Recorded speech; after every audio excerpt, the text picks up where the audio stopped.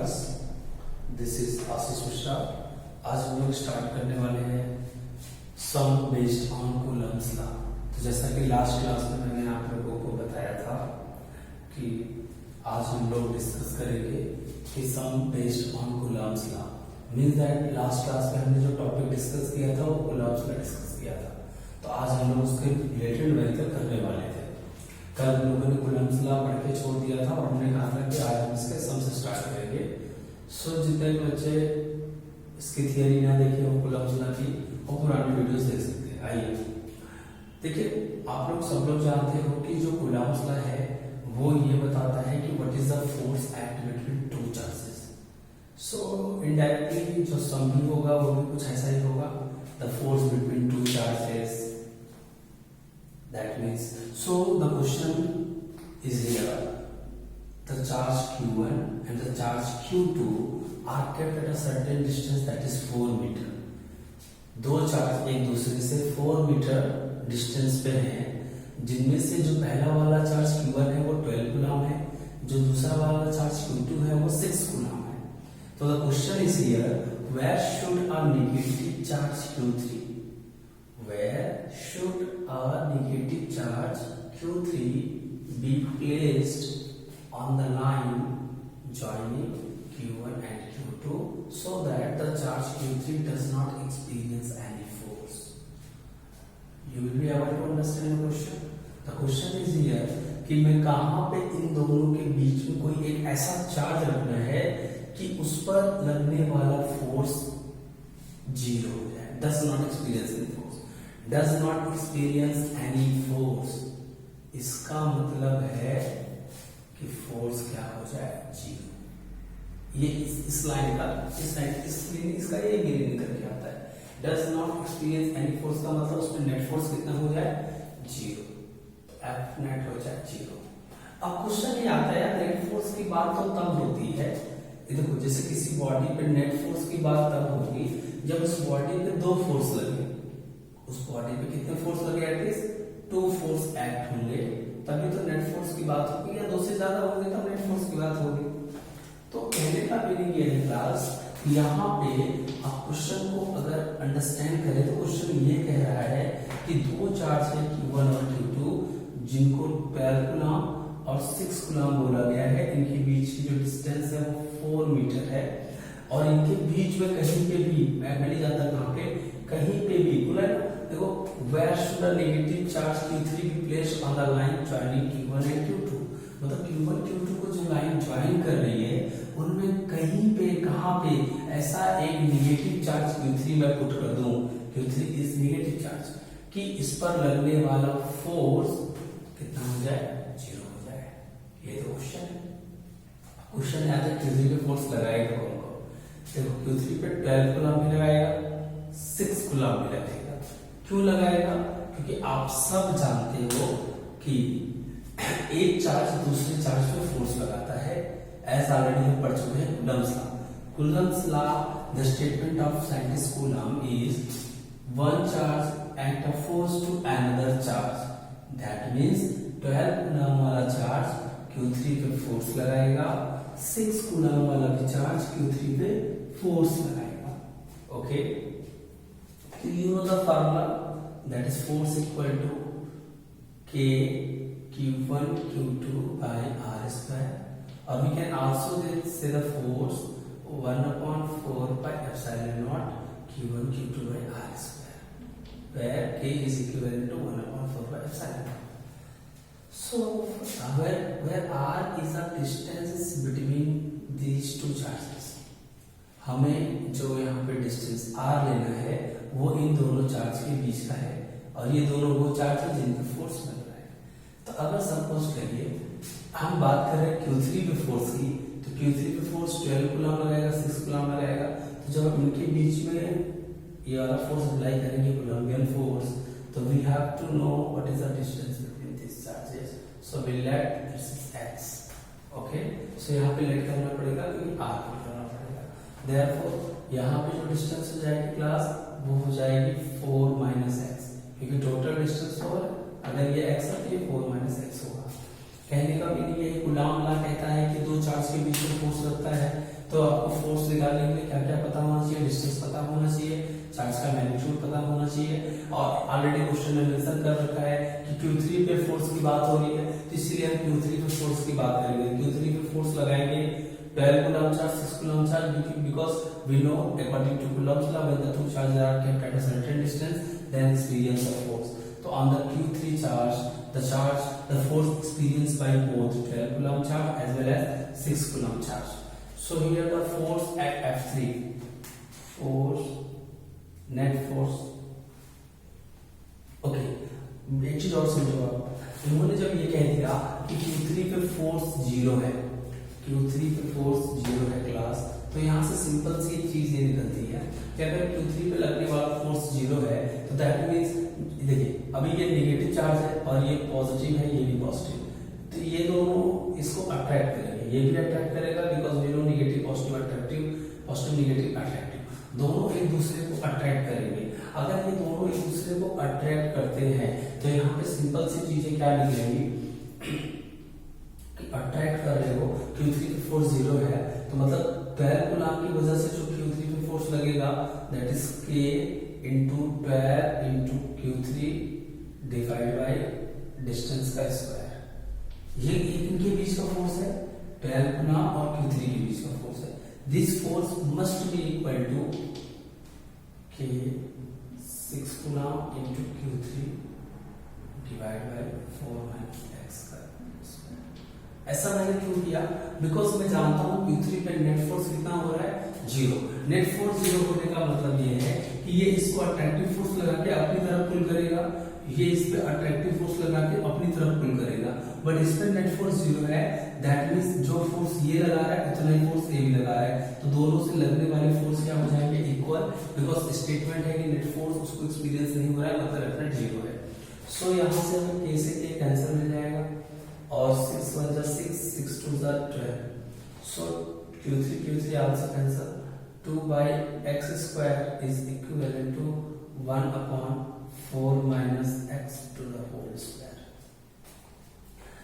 Just do the cross multiplication और okay 6 1 जा 6 6 2 जा 12, fine.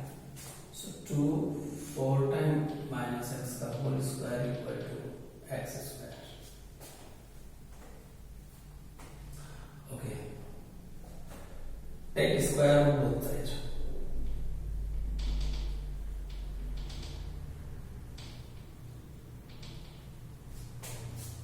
While we take square, we know that the square root 2 4 minus x square just comes in the next step, and this is root x square. Root x square is x, and this is root 2 4 minus x, and the root 2 having a value 1.414, 4 minus x equal to x. 1.414 into 4 is that's 1.414 x equal to x. Therefore, in the next step, 2.414 x equal to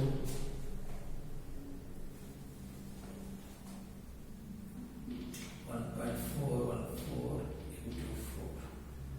Therefore, x equal to 1.414 into 4 divided by 2.414. Okay, so I maybe think you can calculate the value. So you have to find out the value by yourself. This is a homework for you guys. Okay, so इस तरीके से हम question को solve करते हैं। ये हमारा एक तरीका होता है क्वेश्चन को सॉल्व करने का। अब आपसे कुछ चीजें और मैं जस्ट आपको इंट्रोडक्शन देता हूँ चीजों पे। सपोज करिए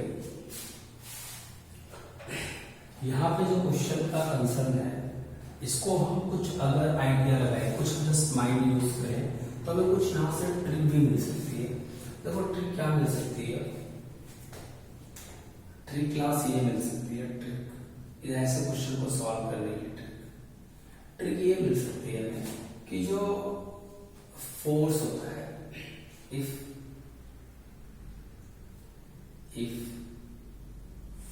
force are equal, if force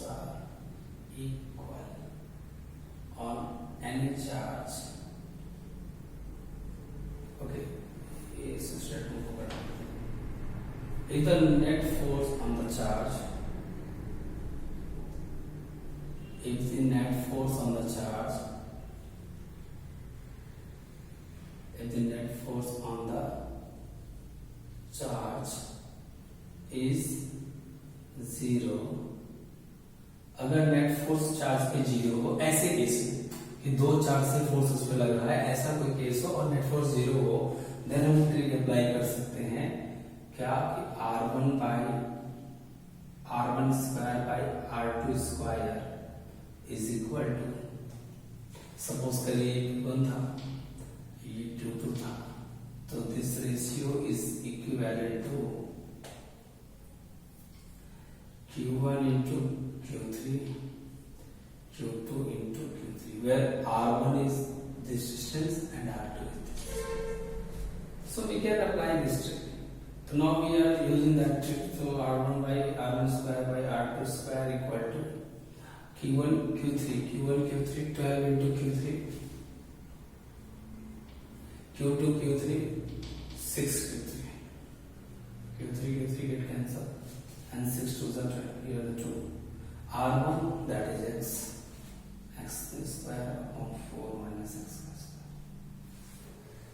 So the same things we will evaluate from here. Okay. So by using this trick we can also solve the question.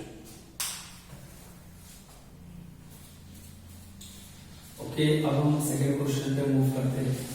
हमारा सेकेंड क्वेश्चन है कि two charges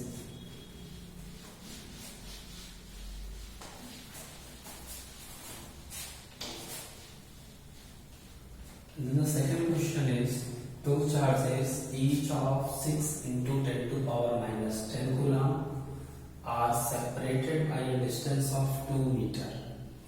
So two charges 6 into 10 to power minus 10 coulomb, 6 into 10 to power minus 10 coulomb are separated by a distance 2 meter. Calculate the magnitude of Coulombian force between them. अब इन दोनों की force के बीच की बात हो रही है, तो हमें फोर्स निकालने के डिस्टेंस पता होना चाहिए. पता है चार्ज का मैग्नीट्यूड ऑलरेडी दे रखा है, तो वेरी सिंपल क्वेश्चन है, फार्मूला लगा देंगे. ये सॉल्यूशन है क्वेश्चन नंबर 2 का. Okay. So according to Coulombian force F equal to K Q1 Q2 by R square, but the value of K is 9 into 10 to power 9. याद करिए, मैंने कल के लेक्चर में बताया था आप लोगों को. Q1 into Q2 6 into 10 to power minus 10 into 6 into 10 to power minus 10 and divided by R square, where R is 2, 2 square is 4. Therefore 2 3 is 6, 2 2 is 4, 2 3 is 6, 3 3 is 9, 9 9 is 81 into 10 to power 9, 10 to power minus 20, that is minus 11. You can say 8.1 into 10 to power minus 10. Force unit is written.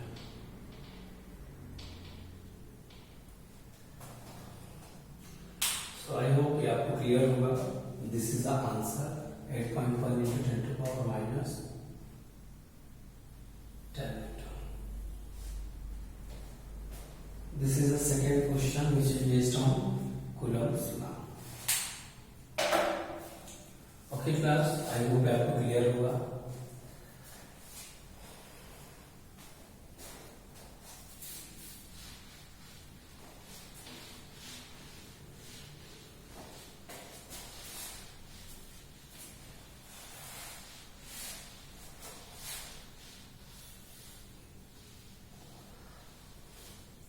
अब हम क्या करेंगे, अब हम कुछ questions को mix करके करेंगे. जैसे हमने टॉपिक पढ़ा चार्जिंग बाय कंडक्शन, ठीक है, वे ऑलरेडी हमने इसको पढ़ चुके हैं हम लोग. तो चार्जिंग बाय कंडक्शन में हम लोगों ने क्या पढ़ा था class? Charging by conduction states that when the two bodies comes in contact then the flow of charge occurs, the place takes place, flow of charge takes place. अब इसको मैं मिक्स करके क्वेश्चन बनाने चाह रहा हूं. क्वेश्चन क्या है, बहुत ध्यान से सुनो आप लोग. Two bodies A and B, two bodies A and B, दो बॉडी A और B है. A having a plus 10 coulomb charge and body P is neutral. Okay, question समझ लो आप लोग. Two bodies A and B. A have a positive 10 coulomb charge and body B is neutral. They are kept at a certain distance. इनको कहीं कुछ दूरी पर रखा गया है, कुछ दूरी पे रखा गया है, दोनों बस रखा गया है. ओके, आफ्टर सम टाइम दोनों बॉडी को कांटेक्ट में लाया गया. ओके, दोनों बॉडी को कांटेक्ट में लाया गया. कुछ देर बाद ये बॉडी आ गई कांटेक्ट में. ओके, कांटेक्ट में आने के बाद फिर इनको क्या कर दिया गया, वापस उतनी ही दूरी पे रख दिया गया जितनी दूरी पे ये पहले थे. जैसे पहले जितनी दूरी पे थे उतनी दूरी पे इनको रख दिया गया. क्वेश्चन ये है कि जब ये दोनों यहाँ पे थे 10 कूलम चार्ज और न्यूट्रल, सॉरी मैं इसको न्यूट्रल को थोड़ा रिप्लेस कर देता हूँ. मैं न्यूट्रल वर्ड को वापस लेता हूँ, इसको भी कुछ चार्ज दे देता हूँ, 2 coulomb. Okay, so this is a 2 coulomb charge. So two bodies A and B, हम मान लेते दो बॉडी A और B थी, जिसमें A के पास प्लस 10 कूलम चार्ज था, B के पास प्लस 2 कूलम चार्ज था. दोनों बॉडी एक दूसरे के कांटेक्ट में आई. Therefore फिर से उनको वैसे ही रख दिया गया जैसे वो पहले जितनी दूरी पे थे. क्वेश्चन ये है कि अगर पहले इन दोनों के बीच में लगने वाला फोर्स F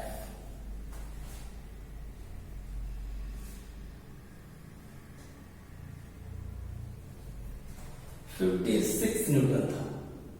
पहले लगने वाला फोर्स कितना था? 56 न्यूटन. तो अब लगने वाला फोर्स कितना होगा? समझ लीजिए क्वेश्चन क्या है. क्वेश्चन है भैया, ये दोनों ए और बी दो बॉडीज हैं, एक दूसरे से कुछ दूरी पर रखते थे, इनके बीच में लगने वाला फोर्स 56 न्यूटन था. Two bodies A and B are kept at a certain distance and experience a force 56 Newton. At some times they are comes in contact and just separated as before as. जैसे पहले थे वैसे कर दिया गया. So अब कितना force होगा ये आपको फाइंड आउट करना है. अब देखो ये क्वेश्चन मैंने मिक्स कर दिया. एक तो मैं फोर्स पूछ रहा हूँ, मतलब कूलम से लगा तो यूज करेगा करवाऊंगा ही आपसे. दूसरा मैं आपसे एक कॉन्सेप्ट भी ले लिया, इसको कहते हैं चार्जिंग बाय कंडक्शन. तो इसको मिक्सअप क्वेश्चन बोलते हैं, एक के साथ दूसरे को मिक्स कर दिया गया. अब देखो ऐसे क्वेश्चंस को करने के लिए आपको क्या करना है, मेट्रिक भी बताऊंगा कि आप कम टाइम में भी कर पाओगे. देखो अभी यहाँ पे हमें चार्ज पता है, हमें फोर्स पता है. अगर हम यहाँ पे फोर्स का फार्मूला लगाते हैं K=Q1 Q2 by r², just मैं बात कर रहा हूँ, तो आपको Q1 Q2 पता है, K पता है, F पता है, तो आप R मिला दोगे बिकॉज आपको F की वैल्यू तो पता ही है, Q1 Q2 की वैल्यू आपको पता है. आपको R की वैल्यू नहीं पता तो R की वैल्यू यहाँ से पता चल जाएगी. फिर R आपका जो यहाँ पे है वही R यहाँ पे भी है, तो आपको r² की वैल्यू यहाँ पे आप यूज कर लोगे. ठीक है, तो देयरफॉर आप कॉन्सेप्ट यूज कर लोगे. ठीक है, इस तरीके से क्वेश्चन को थोड़ा सा आइडिया लगाते हैं, हाँ हमें ऐसे सॉल्व करना चाहिए. आइए देखते हैं ऐसे सॉल्व करते हैं. तो पहले केस का यूज करते हैं हम लोग, जो हमारा फर्स्ट केस दिया हुआ है. तो फोर्स ऑफ समय 56 Newton and the value of constant K. Force की जगह पे हम पुट कर देंगे 56, क्योंकि वी नो कि इन दोनों के बीच में लगने वाला फोर्स 56 है. K की वैल्यू 9 × 10⁻⁹. Q1 ले लेते हैं 10 कूलम, Q2 ले लेते हैं 2 कूलम, डिवाइड बाय डिस्टेंस का स्क्वायर, वी डोंट नो, हम ले लेते हैं r². अगले स्टेप में मूव करते हैं, तो r² इधर आएगा, तो हो जाएगा 9 × 10⁹ × 10 × 2 डिवाइड बाय 56.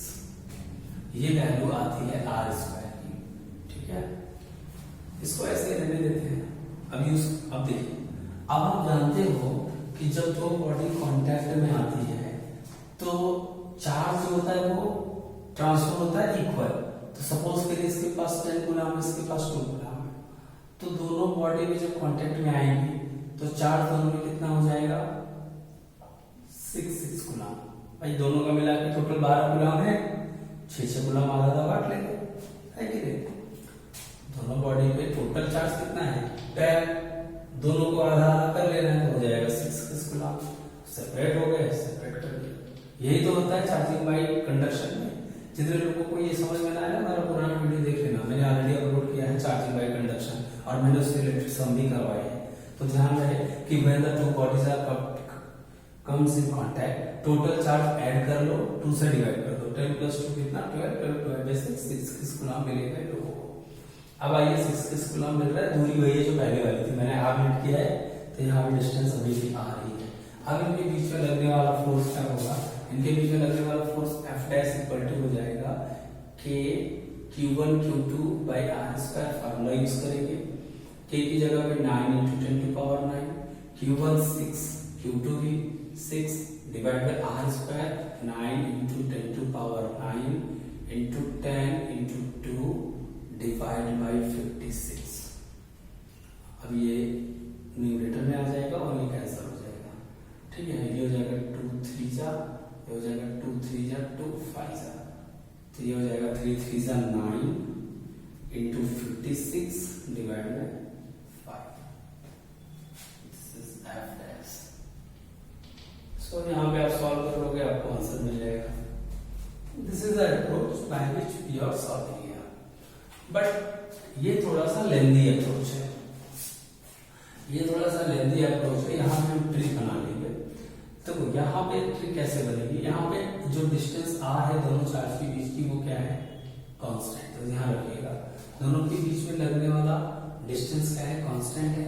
और जब डिस्टेंस कांस्टेंट हो तो जो फोर्स का रेशियो होता है class F/F' is equal to Q1 Q2, मतलब पहले वाले दोनों चार्ज, ठीक है। और F' के मतलब मैं चार्ज को सपोज करो Q1' Q2' का नाम दे देता हूँ। चलिए Q1' Q2' ताकि कंफ्यूजन ना हो। इनके चार्ज है Q1 Q2, यहाँ पर चार्ज है Q1' Q2', Q1' Q2'। Use कैसे करना है एग्जाम में, इसको यूज करना है पहले वाला फोर्स लेकर 56, हमें दूसरा वाला फोर्स निकालना है, यहाँ पे लगा दो ऐसे।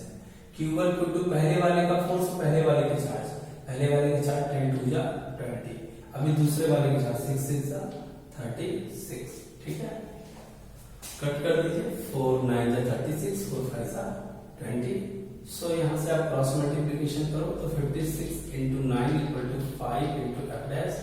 तो यहाँ से F' क्या मिलेगा 56 × 9/5, ये देखिए 56 × 9/5।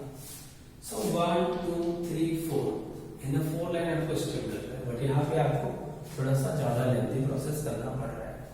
तो ये सब ट्रिक्स आप लोग अपने माइंड में ध्यान रखो कि आपको बहुत काम देगी। एमसीक्यूज में, बोर्ड एग्जाम में भी आप यूज कर सकते हैं, कोई प्रॉब्लम नहीं है। स्टेटमेंट डाल दीजिएगा कि अकॉर्डिंग टू कूलम्स का force is directly proportional to product of charges and inversely proportional to r²। अगर r में कोई चेंज नहीं हुआ तो इससे तो कोई मतलब है नहीं कि फोर्स किससे चेंज होगी, Q1 × Q2 के प्रोडक्ट के। सो यहाँ पे ये मेथड आप यूज कर देना, ओके। सो आई होप कि आपको समझ में आ गया होगा। If any doubt comes in your mind तो आप लोग मुझे प्लीज व्हाट्सएप पे या ग्रुप में डाल सकते हो कि सर मुझे यहाँ पे डाउट है, या आप कमेंट सेक्शन में, यूट्यूब पे कमेंट सेक्शन में आप मुझे भेज सकते हो कि हाँ ये चीजें हैं, ओके।